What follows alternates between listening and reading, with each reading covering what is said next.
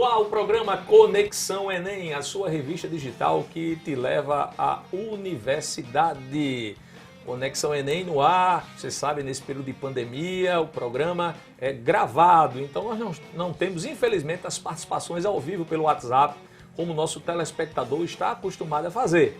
Nesse período de pandemia, a Escola da Assembleia, em parceria com o Cursinho Lógico, traz a você os melhores professores da cidade. E você aí no conforto do seu lar, fica em casa assistindo as aulas, lavando as mãos, claro, e também acompanhando no YouTube, tanto no canal da TV Assembleia, como no canal da Escola da Assembleia, ok?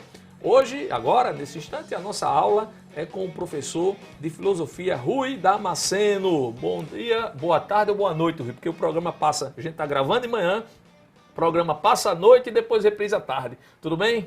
Tudo em paz, né? Muito obrigado pela oportunidade de estar aqui servindo ao nosso estado, né? Servindo ao nosso alunado. É uma satisfação enorme estar aqui com vocês. Opa, muito obrigado pela sua participação. A gente que tem nesse período tem aulas com os dinossauros, já passou por aqui o Charlton, João Melo, Lázaro, a turma mais antiga, e tem aula também com a nova geração aí, tá? O professor Rui aí, bastante jovem, e já está aí nessa luta, né? Tá começando essa luta que eu já estou, viu, professor Rui? Já trilhando a derradeira curva. Rapaz, tem quem diga não, rapaz. É, coisa boa. Pois é, aqui, é só a Evane que não me acha novo aqui. Essa Evane que fica da equipe ali. Oi, que assunto nós vamos falar nessa aula bacana aí de filosofia? Hoje a gente vai falar, cara, sobre o começo do pensamento filosófico, né? Como ele vai se desenvolvendo desde o pensamento mitológico até o pensamento mais racional, mais lógico. Vou te dar uma dica bacana para as meninas verem você em casa, tá certo?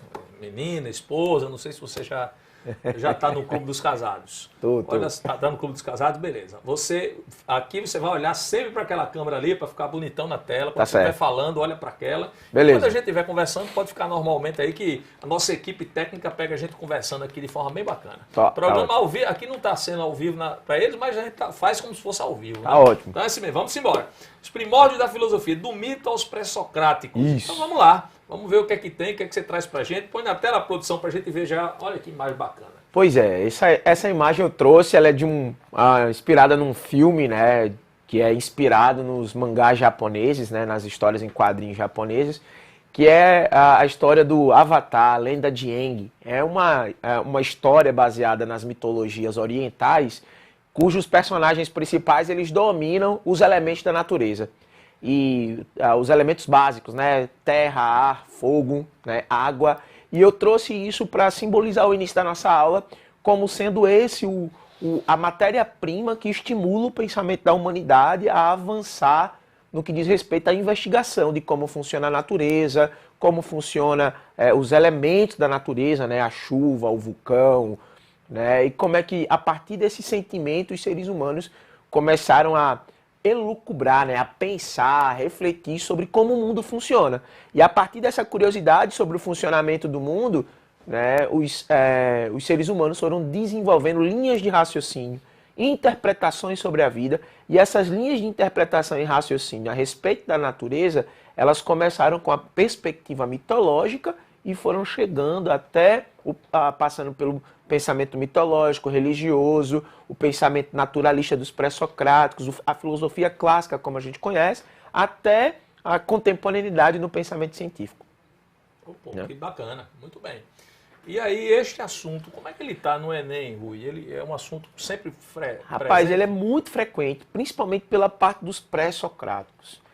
O que acontece com o Enem é que o Enem ele é um conteúdo contextualizado, né? Ele trabalha com contextualização. Então ele faz uma análise interpretativa dos fenômenos contemporâneos e muitas vezes associa com elementos da filosofia clássica, né? Ou da sociologia, ou da história, né? Ou então dos elementos que fazem parte do sentimento cotidiano. E aí eu pego, por exemplo, no Enem eu vou ter uma questão que vai trazer um filósofo pré-socrático, um filósofo contemporâneo ou um filósofo do século XIX, ele refletindo sobre qual é o papel dos mitos, né? Qual é o papel da religião, qual é o papel do homem investigando a natureza, né? O que é que o homem sente, o que é que o homem pede, o que é que o homem analisa, né? E como ele se comporta diante das demandas da sociedade. A partir disso, o Enem apresenta normalmente ou imagem ou texto, né, que traz um problema de conhecimento, né, e gera uma questão comando, né? E aí a gente tem as respostas do que a filosofia dá, ou a história da filosofia dá, isso é uma informação importante, que o ensino médio, ele trabalha com história da filosofia. Né? Ele não é uma aula de filosofia propriamente dita. O conteúdo orientado do Enem, ele passa pelo programa histórico da filosofia, de como a filosofia avança ao longo da história da humanidade. E os professores é que têm a responsabilidade de fazer o aluno perceber isso de maneira filosófica, né, com a reflexão filosófica. Beleza, bacana. Você viu que já estamos na tela aí com aquela linha... Sim, a linha do tempo. Cosmogonia, religião, filosofia. Então a gente vai avançando, certo? Pronto, podemos pode passar, isso aí. Então vamos lá, comenta aí pra gente. A primeira fase do pensamento humano foi necessariamente a fase que a gente chama de cosmogonia, que é o momento em que os seres humanos, eles olham para a natureza, eles têm sentimentos a respeito dos fenômenos da natureza e eles explicam qual é o fenômeno da natureza, né, e como ele reage com o ser humano. Então, ele via uma chuva muito forte, uma tempestade no mar, né, ele via a morte, e ele tentava interpretar aquilo a partir dos seus sentimentos, das suas sensações. Por isso o nome cosmogonia. A palavra cosmo, né, que é universo, organização sistêmica, inclusive é a palavra que dá origem à nossa palavra cosmético, né, que é para dar a ideia de perfeição, de mundo. Os gregos usavam muito a palavra cosmo para identificar mundo. E a palavra gonia é a ideia de sensação. A gente nordestino, professor, usa muito a expressão agonia, né? Tô agoniado. Tô agoniado. Exatamente. Que tem essa sensação, que é uma expressão para dizer que as emoções estão perturbadas, né? A gente está sem ordem emocional. Na cosmogonia é essa ordem emocional, esses sentimentos, essas sensações que explicam ou que geram a motivação para explicar o fenômeno da natureza. Por isso, o mito e a religião, eles são arbitrários, eles não têm compromisso com a lógica matemática que a gente conhece hoje, com a lógica científica que a gente conhece hoje. Por isso que o pensamento mitológico ele se explica a partir dos poderes místicos e ele tenta mostrar os seres humanos como que dominando os elementos da natureza. Já quando eu vou transicionando, né, que vocês veem aí filosofia, aí tem cosmologia e embaixo tem ciência. Quando eu vou saindo do pensamento cosmológico, cosmogônico e religioso, e vou entrando para o pensamento filosófico, eu começo a pedir mais lógica. Eu começo a pedir a explicação do mesmo cosmos, mas agora não mais com agonia, né, com os sentimentos e com as sensações, e passo a querer explicar o mundo a partir de uma contemplação, né, de uma reflexão, de uma explicação, de uma reflexão mais explicativa, mais próxima daquilo que a gente chama de pensamento lógico-racional.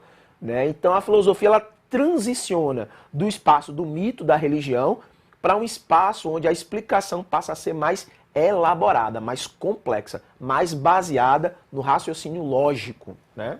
Na investigação da própria natureza. Não mais se perguntando quem fez a chuva, ou quem fez o sol, ou quem fez o mar, ou a morte, ou quem é que administra a natureza. A pergunta muda. Quando eu vou para a cosmologia, a pergunta passa a ser do que é feito o mundo, como funciona a natureza, né?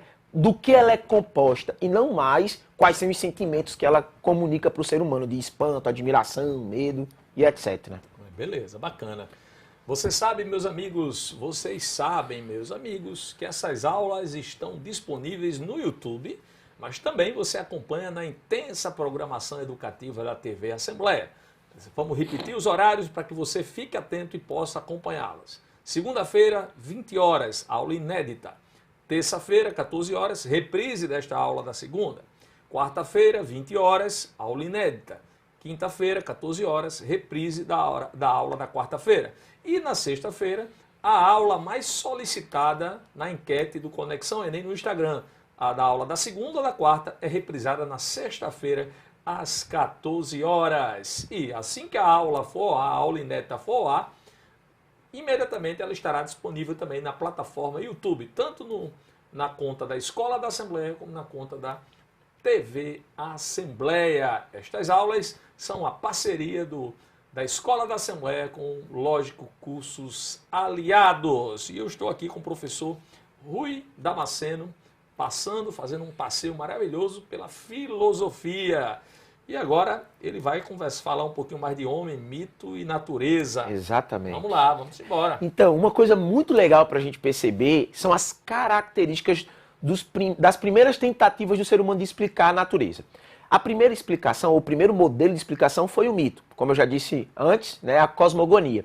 E o mito ele tem algumas características importantes para vocês analisarem. Primeiro, o mito ele é arbitrário, ele é menos lógico, mas ele está pautado na relação causa e efeito. E essa característica do mito, que algumas pessoas pegam o mito, professor, e diminuem a importância do mito. Eles avaliam o mito como sendo algo aleatório e desnecessário para a humanidade. Mas, na verdade, o pensamento mitológico ele é o germe, né? Ele é o embrião do pensamento racional contemporâneo. Porque ele já identifica, se chove, chove por algum motivo. Né? Se tem vulcão por algum motivo. Tem alguma relação de efeito. Se tem o efeito, eu tenho uma causa para esse efeito. E aí o pensamento mitológico traz essa representação. Só que ele não traz de qualquer maneira. Ele traz associando os elementos da natureza ao próprio ser humano. Por isso, há uma mistura dos elementos divino, né, é onde começa a se divulgar a concepção de divindade, de sobrenatural, de superpoderoso. Né? Então, há uma associação do teológico com o explicativo. Então, eu tenho uma espécie de teomorfia. O que é isso? É quando os seres humanos estão associados à imagem dos deuses, né, do divino, dos poderes da natureza. É assim que nascem as mitologias clássicas. Se vocês forem lembrar, os personagens da mitologia que a gente vai ver nos próximos slides, vocês vão ver que eles têm poderes sobrenaturais. E sempre os poderes sobrenaturais dos deuses, dos mitos, são poderes sobre os elementos da natureza. Eu coloquei uma carranca africana. Né? Essa é uma carranca das etnias africanas de Guiné-Bissau, né? País onde eu tenho trabalho de campo, né? Eu desenvolvo trabalho de campo na área de convivência social, né? Filosofia, pensamento, imaginário social, com algumas aldeias do povo de Guiné-Bissau lá na África Ocidental. E aí você vai observar que essa carranca, ela é uma coisa meio que humanoide, ela tem uma característica humanoide. Veja, ela tem olhos, ela tem boca, né? Ela tem nariz, ela tem cabelo. Então ela expressa, ela comunica características humanas misturadas com a ideia de medo, de admiração, de espanto. Então o mito, ele tenta explicar a natureza misturando elementos da natureza, elementos humanos e os elementos superpoderosos que eles não dominavam, como o raio, né, como as tempestades e etc. Bacana. Vamos seguindo aí, vamos professor? Seguindo, na tela aí. Você comanda aí a aula. Então vamos nessa. Agora, né? Vamos engatar a velocidade. Você está numa pegada interessante, mas só vai mais com calma um pouco, que a galera em casa vai digerindo mais devagarzinho. Tá certo. Porque a televisão... Tá legal, tá legal. Tô entendendo. Porque o aluno em casa, ele não tem como perguntar, né? Professor, repita. Eu ouvi muito aquilo. Repita aí. Como é, professor? Isso é o quê mesmo? Repita aí, professor. E principalmente em aula de filosofia, né? Dizia, as pessoas perguntam aí, como é isso não, mesmo? Repita aí. Eu dizia, não, repi foi tomar água. Vamos lá. Piadinha de professor, rapaz, isso é de quando mesmo? Ave Maria, essa é antiga, viu? A gente usa isso desde sempre, não para não. Que King Kong era soninha ainda. Aqui. Mas a gente vai pegando isso aí. Você sabe que piada de professor não muda, né? É a mesma desde sempre. Uma vez eu disse, aí o aluno disse, professor, a mesma piada. Eu disse, quem manda você não passar de ano? Rapaz, tá vendo? Nem passa de ano, nem muda de escola. Nem muda de escola. Então, amigo, a piada vai ser a mesma. Vamos lá. Pronto, gente, eu coloquei para vocês no slide, para vocês observarem as características do pensamento mítico. Eu trouxe 3 personagens emblemáticos, né, da mitologia, que é o Zeus, o Hades e o Poseidon, que são bem conhecidos por nós. O Zeus representando o deus das chuvas, dos céus, dos raios, né? Hades, o deus do submundo que administra as relações de punitividade ou de privilégios pós a morte, né? E o Poseidon, que é o deus dos mares. Só para reforçar para você que a mitologia, inclusive a mais conhecida, que é a mitologia grega, ela realmente lida com essa relação entre o corpo humano, os elementos da natureza e a explicação do mundo.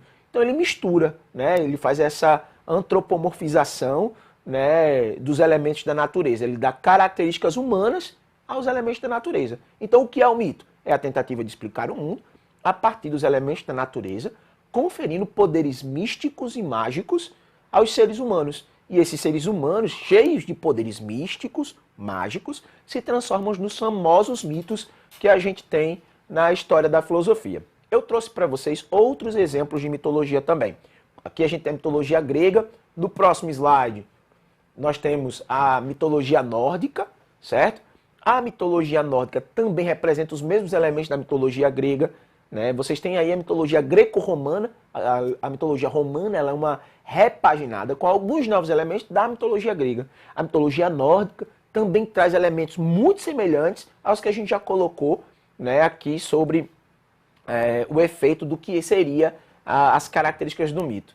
A gente conhece muito as mitologias, principalmente grega e romana, mas principalmente a grega, por causa desses dois autores que estão aí na tela para vocês. Que é o Homero, né, que escreveu a Ilíada e a Odisseia, né, e o Hesíodo, que escreveu a Teogonia e a origem dos deuses, ou a origem dos tempos, a origem dos dias, né, o trabalho dos deuses. E esses caras escreveram cerca de 800 anos antes de Cristo. Mas a influência deles é tão forte que até hoje a gente os usa como referencial para pensar o início das cidades gregas, da cultura grega, inclusive para poder investigar a cultura grega clássica. Uma das principais fontes são os livros de narrativa mitológica. Né? Por exemplo, são nessas obras que você vai encontrar a Guerra de Troia, você vai encontrar a Guerra do Peloponeso, você vai encontrar as narrativas também mitológicas propriamente ditas da guerra entre os deuses do Olimpo contra os grandes titãs. Então essa mitologia acabou sendo a mitologia mais conhecida no Ocidente. Mas elas não são as únicas, né? A gente tem aí a mitologia africana, né? A gente tem a mitologia latino-americana, nós temos a mitologia egípcia, que preservam sempre essas mesmas características. Ó. Arbitrária, menos lógica, não tem preocupação com a lógica. Todo mito é arbitrário. Se você vir alguém se manifestando com relação a qualquer conjunto de crenças muito forte, ela sempre vai repetir o que o mito diz, sem se preocupar se o mito diz a verdade ou não. Porque o mito assume o próprio papel da verdade. É como se o mito fosse a encarnação da própria verdade. Então o mito é arbitrário, é empurrado goela abaixo, dentro da cultura do mito. Eu vou dar um exemplo aleatório para vocês. Imagine que um vulcão está entrando em erupção e aquela aldeia está com medo do vulcão entrar em erupção. E eles pensam, o que fazer para que o vulcão não entre em erupção? Ou o deus vulcão não entre em erupção? Aí eles pegam uma virgem e dizem, vamos jogar a virgem dentro do vulcão. Sobe o vulcão, né, cantando rituais, né, o Mobugai fez de tal, o Mobugai fez de tal, e joga lá a virgenzinha dentro do vulcão. E aí pronto, agora a gente apazigou, porque a gente jogou uma virgem para o deus Chacoalha do vulcão. Quando eles descem, o vulcão entra em erupção. O mito está errado? Não, a menina não era virgem. Né? O mito, ele sempre exige a mesma coisa com o grau de perfeição que ele mesmo decidiu. E ele nunca é culpado do erro. O erro está sempre na humanidade e não no mito. O mito, então, é arbitrário e explica as coisas do mundo a partir dele mesmo. E assim se desenvolve o pensamento mitológico, professor. Essa é a ideia de que foi a primeira tentativa do ser humano de tentar explicar o mundo à sua volta. Sim, sim. E eu tenho uma coleção da mitologia grega, muito bacana, da editora Nova Fronteira, rapaz, enorme. 2 livros, capa dura, fantástico. Eu adoro viajar pela mitologia, muito bacana. A mitologia, ela abre a mente, né? Claro, para você investigar os próximos passos da racionalidade humana, né? Meu filho adora mitologia, eu tenho 2 filhos. Eu tenho um filho com 10 anos e uma menina com 7. Pô, rapaz, já? É, já, cara. Trabalhei cedo. E quando os meus filhos têm muita curiosidade, né, principalmente o mais velho, ele senta ao meu lado e boa parte dessas aulas ele tá comigo, acompanhando, crescendo. Chama né? atenção, desperta. Chama muita atenção, é curiosidade demais, né? Isso. Pois é, e é nesse momento que a gente tem uma divisão entre o pensamento mitológico e o pensamento racional. É a partir daí que a filosofia começa a surgir como a gente conhece hoje. Nós temos a ideia de que há uma divisão. Só que, não necessariamente, a filosofia é uma ruptura com o pensamento mitológico. Ela é uma continuidade. Né? A filosofia, o pensamento racional, ele vai pegando elementos de causa e efeito do mito, vai se estabelecendo de maneira mais racional e fazendo investigações mais baseadas na natureza do que nas ordens do mito, do que nos sentimentos cosmogônicos. E passa a surgir, então, o pensamento filosófico, o saber filosófico. O ser humano sempre está ali entre essas duas coisas, o que é o mito, né, e o que é a razão. Nos dias de hoje também é a mesma coisa. Né? Você tem elementos científicos que fazem apelo ao místico, à verdade mística. A gente vai ver isso um pouco mais para frente. Mas, por exemplo, se você for parar para analisar, como é que eu explico a existência do infinito? Né? Ou como é que se a gente está aqui com um professor de português, né, de redação, se a gente perguntasse para ele como é que se origina a linguagem humana, né? Como é que ela se sustenta, como é que a gente consegue se comunicar? Isso é uma reflexão bem antiga e de alguma maneira ela chega para nós arbitrária. Nenhum de nós, falantes da língua portuguesa, escolheu como falar português. Quando a gente nasceu, a gente já estava inserido num pensamento, né, que produzia fala articulada a partir de uma seleção de elementos que a gente vai interpretando. Isso aqui é uma árvore, isso aqui é o mar, isso aqui é uma pedra. Aí você vai para uma língua inglesa, aí mar, né, o oceano é ocean, né, ou sea, né, ou você vai para pedras e pedra sai da palavra pedra e entra na palavra rock. Né? Você vai para o francês, a palavra amor se transforma em amour, né, la quotidianité, né, a cotidianidade. E aí você vai para vários outros elementos. Na África, em Guiné-Bissau, um paizinho do tamanho do Rio Grande do Norte, professor. Com a metade da população do Rio Grande do Norte, tem 35 línguas, não são dialetos, são 35 línguas diferentes, cosmovisões diferentes, culturas diferentes, religiões diferentes e maneiras de explicar o mundo de maneira diferente. Então, a mitologia ela oferece um caminho para o pensamento filosófico racional, uma investigação da natureza a partir dos elementos da própria natureza. É assim que vai surgir, né, as próximas fases do pensamento humano, que é a transição do pensamento mítico-religioso para o pensamento da filosofia e, por fim, o pensamento da ciência, o pensamento científico tradicional. Se vocês forem observar, é como se a gente tivesse uma transição. Eu tenho o pensamento mítico-religioso, eu tenho um pensamento mais filosófico, mais lógico, mas ainda metafísico, e depois eu tenho um pensamento científico mais organizado. Quando a filosofia começa a surgir, ela surge a partir dessa ideia de cosmologia. Ou seja, eu quero explicar o mundo, mas agora não mais pelos elementos da religião. Agora eu quero explicar o mundo, mas eu quero explicar o mundo baseado em razão, em natureza. É assim que surge a filosofia naturalista. Do outro lado da cosmologia, surge a filosofia mais social, mais antropológica.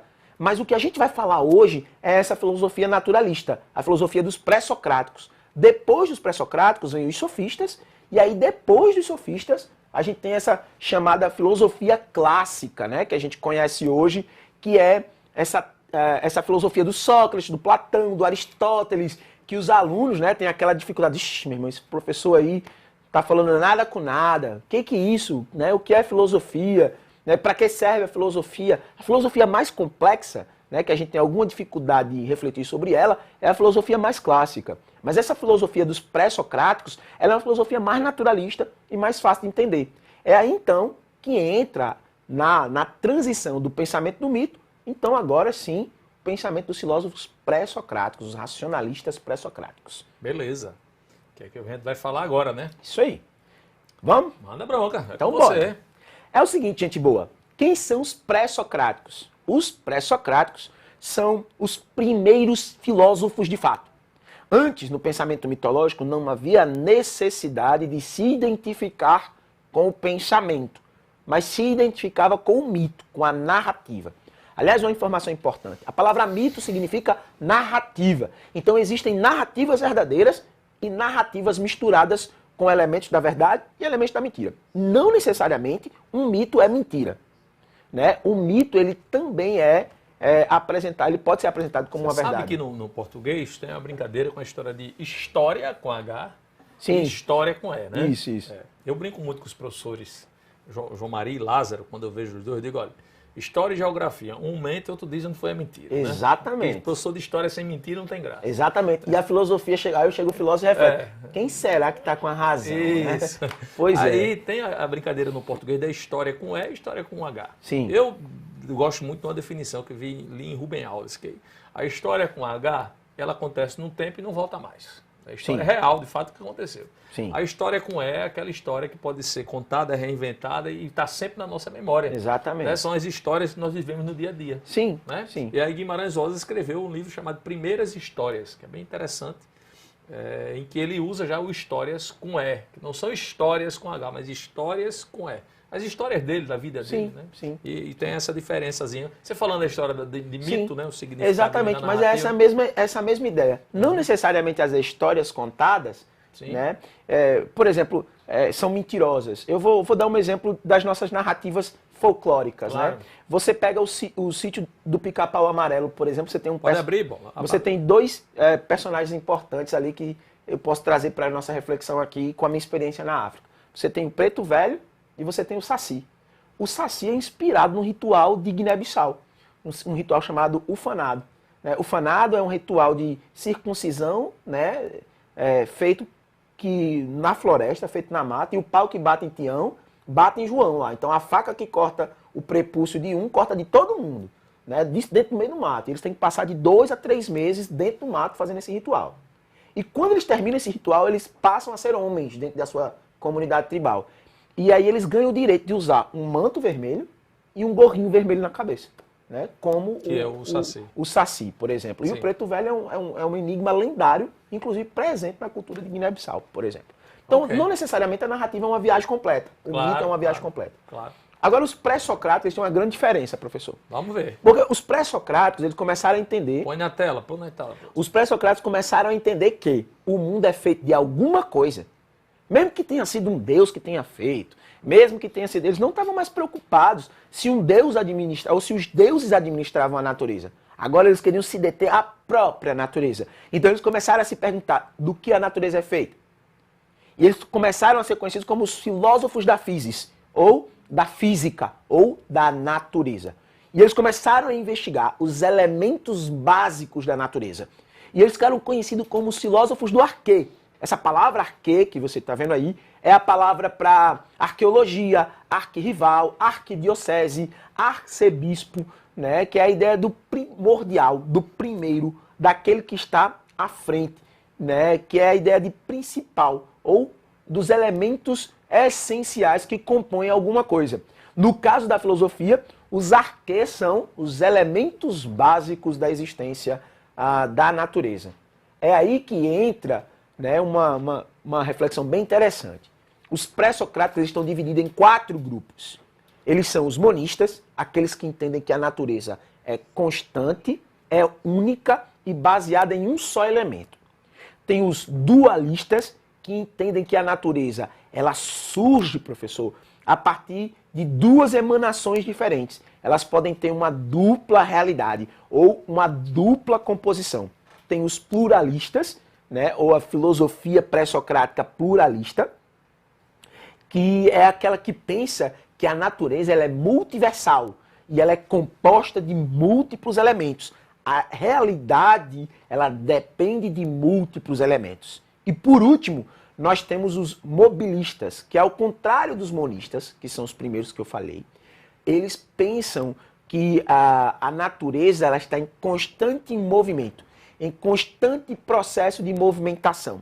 Essa movimentação é diferente do monismo, que é estático, que a natureza é sempre constante e toda mudança já está prevista na estrutura da natureza. Então não haveria mudança. O mundo é como é. Nesse primeiro caso, professor, não haveria evolucionismo, por exemplo. Certo? No segundo caso que eu estou citando, né, no mobilismo, é onde se abre o pensamento para que haja uma perspectiva evolucionista no pensamento contemporâneo, para dar um exemplo mais claro. Então, eu vou querer que você fale melhor disso aí, daqui a pouco, após o intervalo, que a gente tem que dar uma pausa para o pessoal tomar água em casa também, né? Porque senão se for nesse ritmo, e você também tomar uma aguinha aí, para a gente voltar já já. A gente vai para o intervalo e volta já aqui na TV Assembleia.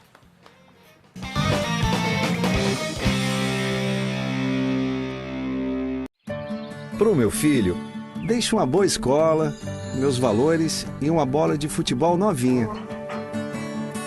Para Márcia, minha mulher, deixo todos os bons momentos que vivemos juntos.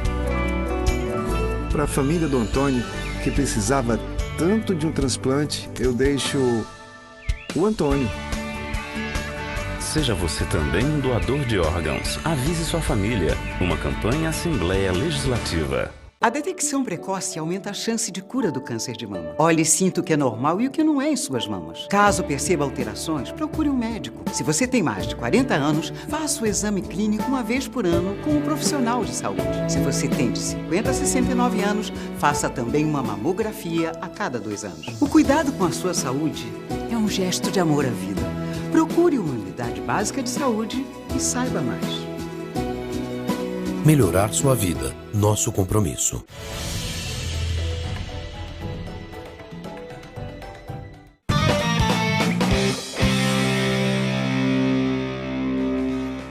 Estamos de volta aqui pela TV Assembleia, TV a serviço da educação. Vamos de recadinho, para você entender bem, se liga nos horários. Conexão Enem 2020 começou de forma diferente, de forma especial, em virtude dessa pandemia do Covid-19. Então vamos aos horários. Segunda-feira, 20 horas, aula inédita. Terça-feira, 14 horas, reprise da aula da segunda. Quarta-feira, mais uma aula inédita. Quinta-feira, 14 horas, reprise da aula da quarta-feira, que ocorreu às 20 horas. Na quarta, a aula é às 20 e na quinta é às 14. E na sexta-feira, você vota na enquete da página do Conexão Enem RN, lá no Instagram, qual aula você quer rever na sexta-feira. Então é um show de aulas aqui na TV Assembleia. E todas as aulas, assim que vão ao ar, de forma inédita, elas entram na plataforma do YouTube, tanto na página da TV Assembleia, como na página da Escola da Assembleia, ok? É a Assembleia Legislativa, por meio da Escola da Assembleia, da TV Assembleia, em parceria com, lógico, cursos aliados, levando educação a você, meu amigo, que está em casa. Fique em casa, lava as mãos, se cuide, proteja os seus e a você mesmo e acompanhe nossas aulas aí. O Conexão Enem leva a aula até você. E comigo aqui o professor Rui, o homem já esteve lá em Guiné-Bissau, pela África. Sabia que Timor-Leste tem uma professora que trabalha, eu sou professor também universitário e tenho um trabalho com português jurídico, né?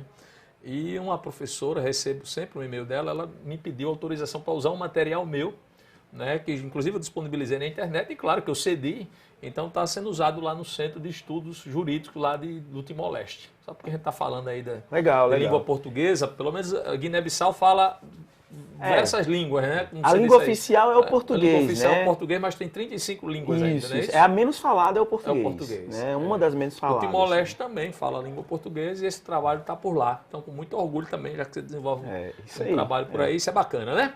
Vamos seguir, professor? Vamos lá. Bom, a gente vinha falando sobre as características da filosofia dos pré-socráticos. Os pré-socráticos, eles pensavam de maneira monista, né? Ou seja, apenas um elemento, dualista, pluralista e mobilista.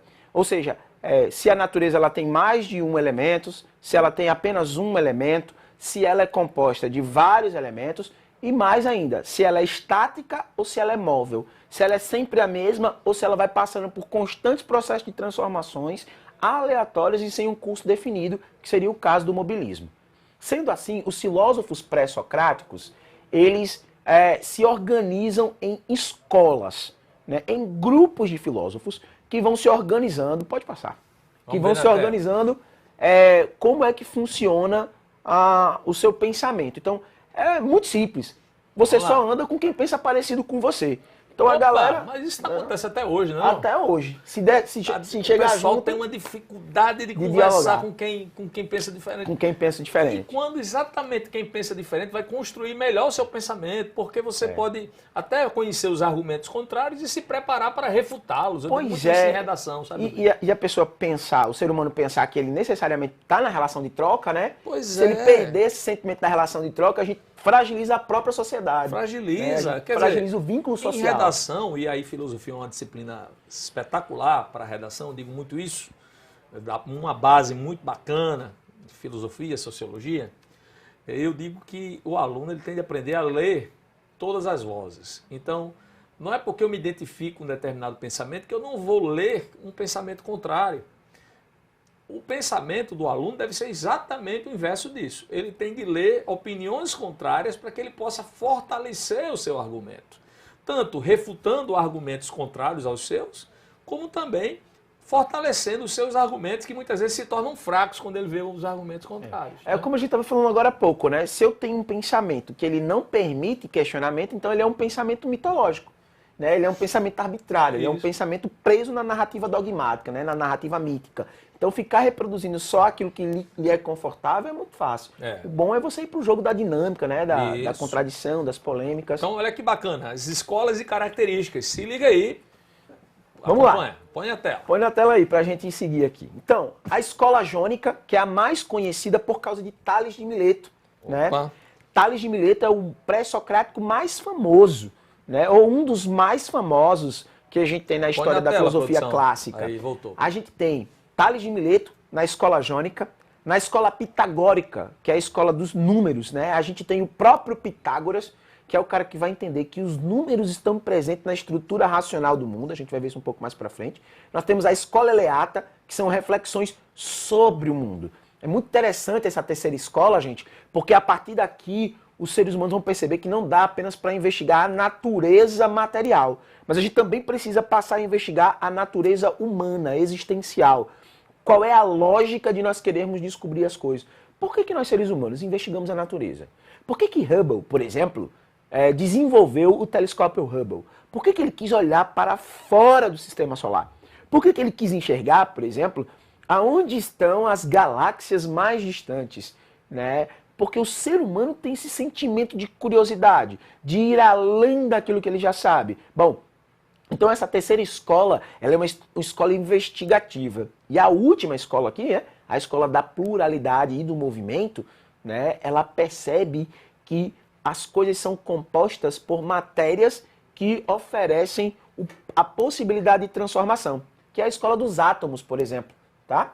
Um dos primeiros pré-socráticos que a gente acabou de colocar, Tales de Mileto, ele entendia que a matéria-prima da existência humana é a água. Né? Por exemplo, tudo que existe a partir da água. Agora, tu imagina o cara pensar sobre isso, professor? Né? 600 anos antes de Cristo, né? A gente vai colocar aí grosseiramente falando, 2.600 anos atrás, mais ou menos, o cara estava pensando que a água era o elemento básico de todas as coisas. E ele observou que o sangue do ser humano é líquido, as árvores, as plantas precisam de água. Ele observou que a água era o elemento básico de sustentação da vida. Só pela observação ele concluiu que a água era indispensável para a existência humana. Esse cara inspirou muitos nomes também de filhos, né? Tales, existem muitos baseados, Tales, né? Muitos Nem Tales. todos os Tales são de Mileto, mas todos são Tales. A maioria eu Tales é homenagem a ele, acredito né? que vem daí. Claro. Personagem Diferença icônico. de Enzo, né? Enzo foi o nome mais comum. Enzo foi o nome mais comum ano passado, rapaz. Foi mesmo? Enzo? O nome mais registrado no Brasil ano foi passado Enzo, foi né? Enzo. Tá melhor do que Enzo- MacGyver. Enzo e Lorenzo. Enzo e Lorenzo. Foram né? os mais... Diga aí. Diferença de Tales, hein? Vamos lá. Vamos lá, vamos nessa. Eu me lembro quando eu estudava que eu tinha muito amigo assim, MacGyver, né? Eu tinha um amigo que MacGyver chamava é um Christopher fenômeno. Lambert. Olha aí. Diga aí, na época de escola. Eu conheci um Herbert Richards. Herbert, foi não. Isso é uma lenda. Pois é, vamos uma lá. lenda. Mas é verdade. Tem que interessante, Versão né? brasileira, Herbert Richards. Só quem assistia a Sessão da Tarde. Olha aí, tá vendo? Bom, vamos lá. Tales de Mileto, filósofo da água, outro filósofo importante, pré-socrático, né? Foi o Leucipo de Adebera, junto com Demócrito, que foram os primeiros a pensar a existência dos átomos. A palavra átomo significa indivisível. E eles perceberam que tudo que é feito, tudo que é de matéria, é feito de alguma coisa. E se é feito de alguma coisa, essa alguma coisa também é feita de outra coisa, até chegar na menor partícula possível, né, que compõe uma existência material. Isso é muito interessante, porque também não existia microscópio, não tinha tecnologia. Então esses caras estavam produzindo um tipo de conhecimento, né, que é surpreendente para a época deles. Lembrar aí que a Abdera é um local, né? Sim, a cidade da Libera, exatamente. Para os meninos se ligarem aí. Exatamente, não é o sobrenome não. Era muito comum antigamente. Antes da gente seguir, vamos ler rapidinho. Professor, primeiro professor da escola atomista, porque são pistas às vezes para o aluno, né? Sim. Responsável pelo desenvolvimento do atomismo, né? Isso. E para ele o átomo seria equivalente ao conceito de ser em Parmênides. Sim, isso aqui é o que a gente vai ver na próxima fase. Porque a ideia aqui é o seguinte, ele entendia que o átomo era o elemento básico da existência. E o Parmênides, que a gente vai ver lá na frente, vai dizer que esse elemento básico é a existência, né? É o ser constante. É uma coisa bem filosófica.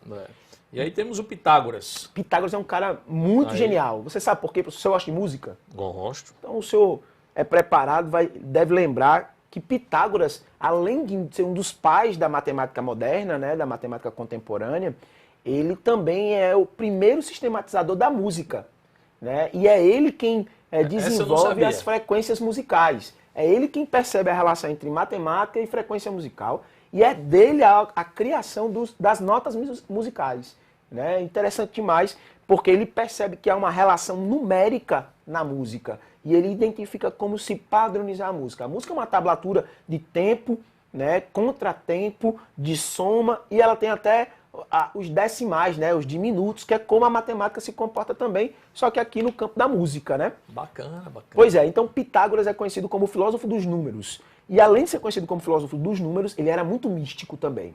Pitágoras, ele trabalhava com um misticismo gigantesco também. Então ele não abria mão do pensamento dogmático, religioso, mas preferia, com relação à ciência e ao conhecimento, a razão numérica. E agora vamos falar do homem que dizia que tudo flui. Tudo flui. Heráclito. Quando a gente entrava no rio, né, e voltava pela segunda vez ao rio, tudo estava mudado. Até porque eu e o rio não éramos mais os mesmos. Exatamente. Já se passaram as águas e o homem que lá chega já não é mais o mesmo. Já não é mais o mesmo, exatamente. Inclusive foi questão Enem, 2 anos atrás, se não me falha a memória, esse texto, né, com a questão do Heráclito.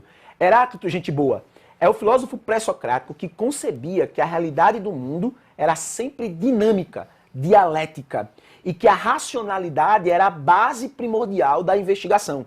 Por isso a palavra logos aparece aí, para mostrar que você precisa raciocinar com inteligência sobre as mudanças do mundo. Então Heráclito entende que o mundo está em constante processo de mudança. Nós somos dinâmicos. Ele seria o primeiro evolucionista a sistematizar uma ideia que a gente chamaria, né, de evolucionista. Por isso que está aí na imagem o fogo, né, por sobre um cubo de gelo. Porque o símbolo, né, físico da filosofia de Heráclito era o fogo. Por quê? Porque o fogo é a única coisa que permanece em constante movimento e a partir da sua existência é que se transforma a realidade. Então o fogo é exercício de calor sobre matéria. Quanto mais energia, quanto mais calor, maior a transformação da matéria. Então Heráclito percebia que o fogo era o que proporcionava as mudanças da existência e o que possibilitava, por fim, a manutenção da própria existência. Então, para Heráclito, a palavra-chave é mudança. Ao contrário do próximo. O próximo, põe na tela aí, como vocês dizem aqui, né? Põe na tela. Parmênides. Parmênides é um cara interessante, professor, porque ele possibilita um debate que até hoje está vivo. Isso é igual à ciência, né? Um cresce que sempre querem derrubar a teoria do outro. É mais ou menos assim. E eles brigavam mesmo. Né? Era uma disputa assim. Eu conheço isso. Até hoje isso existe em outros setores da sociedade, né? Pois é. Um querendo ser melhor do que o outro, querendo crescer, derrubando. Mas aqui havia certa elegância. Aí havia uma elegância porque a galera crescia com teses, né? A galera produzia, mostrava, tentava derrubar de forma clássica. Isso aí era um debate, era uma elegância, às vezes no dia a dia não. Às vezes no dia a dia, como ocorre hoje. Hoje é na base da munhecada, como diz lá no interior de vovó. Né? Exatamente. Vacilou, tô ali me impondo. Qual é o interior da sua avó, professor? Baixa Verde, conhece Baixa Verde? Da Maria. Ali. Baixa Verde, região do Mato Grande, hoje chamado de João Câmara. Né? Exatamente. Você era do tempo de Baixa Verde? Sou do tempo de Baixa Verde. Antes dos terremotos, Baixa Verde. Rapaz, depois dos terremotos passou a ser eu conheci ainda, no ano que eu nasci, teve um grande abalo lá em João Câmara, né? Na década de 80, né? Foi, exatamente. Rapaz, o homem é bom de conta mesmo. Vamos lá. Vamos lá. Quem é Parmênides? Cara, a importância de Parmênides é gigantesca. Porque Parmênides possibilita o debate que a gente chama hoje do debate que há entre ciências humanas e ciências da natureza. Porque Parmênides ele vai dizer que existe um universo que ele é perfeito, imutável e onde a verdade se expressa veramente, né? Onde a verdade se expressa como conhecimento. Para Parmênides, o ser é constante. Veja ser, aí, querido aluno, você traduz a palavra ser como um sinônimo dela. Um sinônimo óbvio da palavra ser é o verbo existir. Sim. Então, ser é sinônimo de existir. Então, Parmênides está dizendo assim, ó, a tese de Parmênides é, ao contrário da de Heráclito, que dizia tudo flui, né? A de Parmênides é a imobilidade do ser. A de Parmênides é aquilo que existe sempre é como é. E não pode ser alterado. Então, Parmênides está dizendo o seguinte, se existe verdade, a verdade é imutável. A verdade é absoluta e ela é perfeita. Ela é eterna, desde sempre existente. Por isso ele diz que para você chegar à razão só tem dois caminhos. Para você chegar à análise verdadeira, só tem dois caminhos. Para você analisar a realidade, ou você avalia a realidade por meio da razão, que ela vai permitir você encontrar a verdade, certo? Ou você vai pelo caminho da opinião. A opinião é o vulgar. Não tem base de constatação nenhuma. E ele defendia a razão. E ele defendia a razão. Porque a razão ela é perfeita e imutável. Já a opinião ela é mutável. A opinião fica mais pro lado de Heráclito. Exatamente. Porque Heráclito tudo muda, a pessoa pode mudar de opinião. Exatamente. Né? Que é o que acontece muito, né? As pessoas hoje... se você olhar aí, uma classe que é muito vigiada pela população é a classe política. Sim. Então o político numa campanha 4 anos antes, ele diz uma coisa, e na outra ele diz, o povo começa a exibir os vídeos, né? Aí o político bem que poderia dizer, tudo flui, já dizia Heráclito, tudo muda. Claro. Né? Seria o bom e velho sofisma, isso, né? Cada eleição é diferente da outra, porque quando eu as necessidades mudam. Quando eu entro no Rio, é como eu entro na eleição, nem eu nem ela são as mesmas. Tal, Rapaz, o político poderia sair por aí, né? Tem futuro, você. Pois é, cara. E isso é importante porque vai possibilitar uma discussão que vai surgir mais pra frente, que é a discussão a respeito da verdade, professor. Isso, porque esse pensamento de Parmênides, apesar de ser muito interessante, né, ele hoje ele não tem tantos adeptos assim, porque as pessoas, isso eu estou falando no comum, no dia a dia, não estou falando no lado filosófico, né? Claro. As pessoas estão sempre considerando que não existe uma verdade absoluta, cada um tem a sua, depende do contexto, que mundo. Em linguística, e eu estudei isso, a gente chama isso de representação discursiva. Sim. Né? Se você vai definir o que é felicidade, depende para quem você pergunta. Se você pergunta para uma avó que está brincando com os netinhos no parque, ela vai dizer que quer ver os netos crescerem felizes. Se você perguntar a um confinado hoje, ele é querer sair de casa e abraçar os amigos. No cenário de hoje, o conceito muda de acordo com as circunstâncias, com a formação do ser humano, que cultura ele tem, que cultura ele viveu, qual meio, que é felicidade. Olha o pessoal lá de Guiné-Bissau. O que conceito eles dão para determinada situação e que conceito nós damos de outra cultura, damos para o mesmo significado. Você sabe que toda essa sua construção ela é baseada na filosofia heraclitiana, né? Porque ela está pensando a dinâmica do conceito. Dinâmica. Agora o Parmênides ia jogar uma reflexão. Claro. Qual seria a reflexão que Parmênides ia gerar? É a seguinte: qual é a base para eu pensar o que é felicidade? Porque se eu penso felicidade, esse pensamento ele tem que ter uma base. Eu não penso felicidade de maneira aleatória. Eu penso a manifestação dela de maneira aleatória. Né? Eu acho que Parmênides vai num patamar mais profundo. Muito mais profundo. Ele vai na essência, no axioma da coisa. Né? Quando você pega, vou dar um exemplo, porque eu usava muito em sala de aula, o exemplo do bombar. Né? Houve um tempo, como é que foi a festa? A festa foi boa? Não, aquilo foi uma bomba, ou seja, não prestou. Com o passar do tempo, o bombar virou um sinônimo de coisa legal, coisa bacana. O carioca, né, ele não dispõe de uma palavra para usar uma que nós usamos aqui. Quando o homem está com a camisa por dentro da calça, a gente diz que ele está ensacado aqui no Nordeste. Isso. Quando está todo ensacado, né? Parece um dindim. Leandro, de vez em quando, fica ensacado, parecendo um dindim. Leandro, nosso querido assessor lá jornalista e assessor lá da Escola da Assembleia. Ele fica parecendo um dindim. Então, fulano está ensacado. Né? Já quando você... no Rio de Janeiro, eles não falam isso. Porque essa palavra não tem esse significado para eles. Eles vão usar o quê? Eles usam...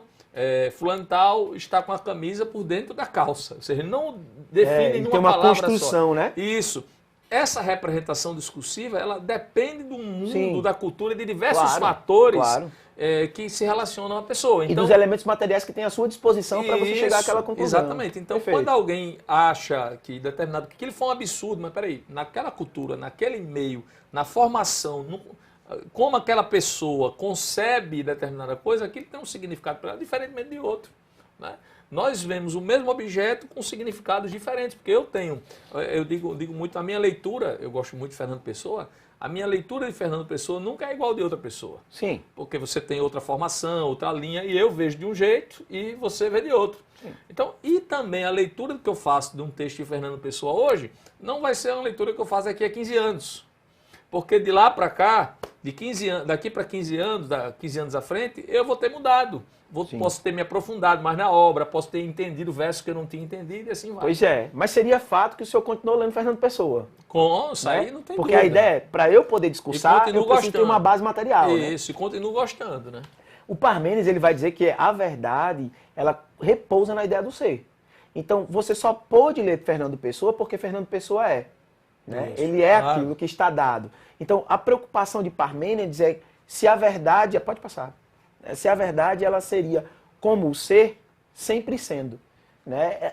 Parmênides, sem dúvida, vai inspirar Shakespeare. Olha aí, para a Shakespeare, ideia quer dizer, de Hamlet, Shakespeare né? é. Ser ou não ser, eis a questão. O que é que isso significa? É o que a gente já debateu aqui, às vezes com os meus alunos também acontece muito, é a ideia de que, será que eu sou quem eu sou? Né? Mas eu vou ser a mesma pessoa daqui a 10 anos? E a verdade? E a ciência? Será a mesma daqui a 10 anos? Fato é que a ciência será a mesma daqui a 10 anos. Não a mesma como ela é hoje, mas ela será a mesma com os novos elementos. Continuará a ciência. Né? Continuará a ciência, essa é a ideia. Então Parmênides ele inaugura uma possibilidade muito ampla de reflexão, que vai abrir caminho para a filosofia clássica. Aliás, Parmênides e Heráclito, que é o assunto das próximas aulas, Parmênides e Heráclito vão possibilitar a filosofia de Sócrates, de Platão e de Aristóteles, que é a filosofia clássica propriamente dita. A grande sacada da aula de hoje, né, seria necessariamente que o nosso aluno perceba que houve uma evolução do pensamento histórico, que houve uma progressão desse sentimento de investigação da humanidade. E Parmênides é uma espécie de ápice, só que de maneira subjetiva. Né? Parmênides quer entender como se dá a existência e a manutenção dessa existência, que ele vai chamar de a constância do ser. Né? Como é que o ser se mantém. Né? Pois é, rapaz. A gente olha para Leandro e para Evânio, que estão aqui nos assessorando aqui, distantes um do outro, a gente vê ser ou não ser, né? Eis a questão. Ou então, para Evânio, a gente poderia dizer, será que ele é? Não é? Pois é, rapaz, que reflexão interessante. Será que ele é, né? Será que ele é? É uma paráfrase de ser ou não ser, sim, né? Sim, será com certeza. Que ele é? Só que o ser ou não ser é a partir de si, né? Sim. Agora, quando a gente joga será que ele é, já tem um novo elemento. É um pressuposto de dúvida alheia, né? Isso, Pois exatamente. é, rapaz. Rapaz, aqui eu tenho uma pequena retomada da nossa aula, para a gente refletir sobre o que aconteceu. A gente já está se aproximando da reta final, desse bom bate-papo sobre a filosofia, né? Vamos lá. E aí eu trouxe aqui pra gente essa reflexão final aqui, o mito, né? Quem é o mito? O mito foi a primeira tentativa da gente explicar o mundo à nossa volta. Né? Foi a nossa primeira tentativa de dizer como o mundo funciona. Certo. Professor, a filosofia ela assume uma identidade muito importante na sociedade contemporânea. Talvez hoje a gente não tenha filósofos novos. Isso. Às vezes os alunos perguntam isso, que eles acham que filosofia é algo assim de outro mundo, muito distante. Isso é lamentável. É lamentável. É claro que aqui a gente está fazendo uma linha do mito aos pré-socráticos. Isso é uma linha no começo, do tempo. Na origem, né? Isso. No começo. Mas nós temos aí Bauman, que viveu até um dia desse, com um excelente Zygmunt trabalho, Bauman, né? Polonês. Da modernidade líquida. Um alemão de origem coreana, ou é um coreano radicado na Alemanha, salvo engano. Não estou lembrando o nome dele agora, mas também, nos dias atuais, muito bom também, né? Nós temos discussões interessantíssimas trazidas por Kant. Sim. Né? Por exemplo, Kant é um cara que se aproxima muito do pensamento de Parmênides que a gente acabou de falar. Isso, exatamente. Porque Ou seja, isso a ideia de moral, para que renascido. serve a moral, para que serve a ética. Exatamente. Outras coisas mais simples. É porque a gente acha que filosofia não é pro óbvio, mas a filosofia é pro óbvio. Pois é. A filosofia é pro simples. Exemplo, né? Por que eu devo fazer o bem a alguém? Isso. E o conceito, antes de vocês... Só pegar aqui esse conceito que eu gosto muito... E às vezes eu me pego numa reflexão kantiana mesmo, assim.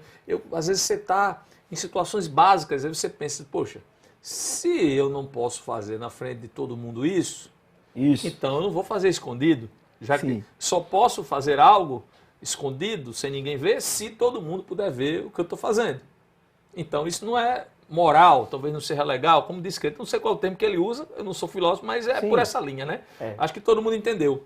Defendia essa ideia, né? Que seria a ideia do imperativo categórico. Isso. Aquilo que eu posso fazer em público. Só posso fazer num privado se eu puder fazer em público. Né? Mas isso não se aplica a tudo, né, professor? Tem coisa que só claro pode que no não, privado, claro, né, Claro, não, mas isso aí a gente está falando filosoficamente no ponto da questão da postura, exatamente, do comportamento ético. Do comportamento ético. Eu pergunto para os meus alunos se a moral é absoluta ou relativa. Né? Primeiro eu pergunto o que é que a moral define. E a resposta mais grosseira, mais óbvia, a moral define o certo e errado para um grupo social. E eu pergunto para eles assim, Paz, faz 14 anos que eu estou em sala de aula, e faz 14 anos que eu faço essa pergunta, eu podia institucionalizá-la como pesquisa. O certo é sempre certo e o errado é sempre errado? Ou depende do ponto de vista? Né? obviamente eles vão falar a partir do ponto de vista deles e por isso mesmo eles respondem que depende do ponto de vista. E eu pergunto, coisa interessante, a minha próxima pergunta é, matar, roubar, mentir, roubar e matar, certo, errado ou depende do ponto de vista? E eles dizem, depende do ponto de vista. Mas é um aperreio tão grande para eles, porque a minha próxima pergunta é, e homofobia, certo, errado ou depende do ponto de vista? A resposta deles? Tudo, sempre errado. Sempre errado. Porque o ser humano tem necessidade de estabelecer esse padrão, né? Moral, ético. Então a gente precisa entrar nesse debate com mais sobriedade. Isso, em literatura a gente tem uma confusão, às vezes as pessoas fazem uma confusão com romance, romântico e romantismo. Sim. Né? Nem todo romance é romântico. Sim. E às vezes quando se fala romance romântico, o aluno diz, professor, isso não é redundância. Não é redundante, não. não. Isso mesmo. Romance, de forma mais ampla, é tido na filosofia como uma ideia de um texto escrito, né, de longa duração, por exemplo. Então pode ser um romance policial. Uma narrativa histórica, você conta uma história. Isso, uma história. Um romance policial, ele pode não ser romântico, ele pode ser um romance policial. Claro que hoje se usa romance no sentido de fulano tal teve um romance com fulano de tal, teve uma história de amor, uma paquera. Sim. Hoje está difícil falar de amor. As pessoas, qualquer relacionamento, as pessoas já passam a amar imediatamente. Né? Há uma fugacidade muito grande, uma liquidez, para usar um termo balmiano, né? Isso mesmo. Uma liquidez muito grande nos sentimentos. E aí depois a galera vai viver na rede social aquele luto, o luto social.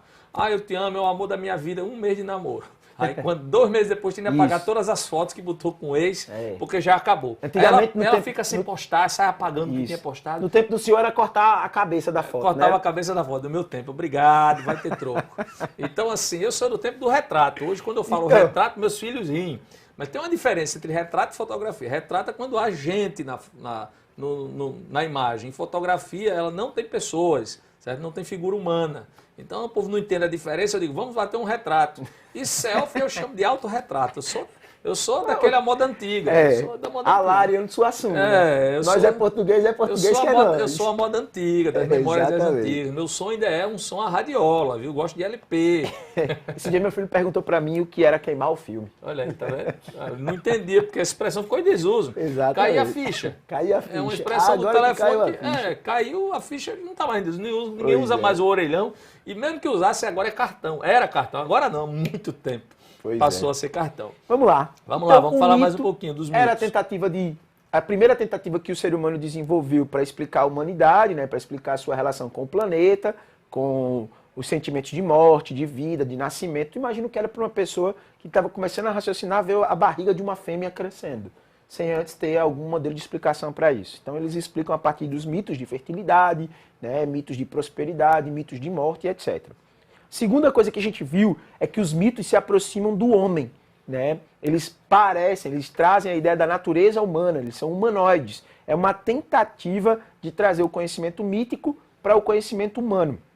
O terceiro ponto que a gente viu na aula de hoje, a gente viu que o mito ele transiciona para a filosofia naturalista. A gente abre mão das explicações religiosas e passa a usar mais as explicações baseadas na natureza, que é quando surgem os pré-socráticos, né? Que substituíram a cosmogonia, que é aquele conhecimento baseado na sensação, que é aquele conhecimento baseado na humanidade, né? Nos sentimentos, na agonia, né? Para a cosmologia, que é a explicação de mundo baseada na ordem lógica, racional. E o quinto ponto, né? Que são os principais pré-socráticos, que vocês viram aí, Tales, Parmênides, Heráclito, Pitágoras, Demócrito, né, que foram os filósofos que inauguraram as questões mais racionais da filosofia.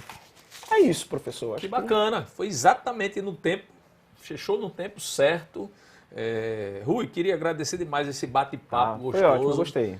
Filosofia muito parecido também com história, muito próximos aí, porque faz essa viagem, né? Isso. Principalmente no ensino médio. No ensino médio. A gente mergulha na história muito mais forte do que na própria filosofia. Exatamente. Né? Então, para a galerinha aí que por acaso, eu não gosto, isso é uma viagem maravilhosa. Leia mais um pouco, descubra mais, veja bons filmes também que remontem a essa época, entenda melhor os filmes por meio da filosofia, leia um pouco mais. Eu, como professor de redação, há uns 5 anos, eu diria que eu tenho lido mais livros de filosofia e sociologia que livros de língua portuguesa para dar aula. Que bom. Para dar aula de redação, porque essas disciplinas elas complementam, elas aproximam, sim. Elas são fundamentais para o embasamento numa boa redação, um embasamento argumentativo. Possibilita uma análise social, né? Isso, uma análise social mais completa. E você mostra que tem conhecimento de outras áreas, né? Outras áreas, porque isso é um fator muito importante para o Enem. Então, Rui, meu amigo, aquele abraço, queria agradecer demais, as portas estão abertas e quando o programa tiver, vamos abrir aqui, produção, para a gente falar com o Rui, quando o programa tiver ao vivo, quando nós voltarmos, quando isso tudo passar, que vai passar. Vai. Quando isso tudo passar, eu quero contar com você também aqui ao vivo no programa. Beleza. Deixar só um recadinho aí pra galera que tá em casa. Não perca 3 coisas, né? Olhando para aquela câmera lá, para ficar bonito para os seus meninos verem em casa lá, olha aí. Não perca 3 coisas, né? Eu queria deixar isso pra vocês. Não perca o foco, vai dar certo, mantenha-se focado. Não perca a esperança e não perca a fé. Até a próxima. Olha aí, é isso aí. E o programa Conexão Enem volta a qualquer momento. Se ligue nos horários aqui na TV Assembleia, a TV a serviço da educação.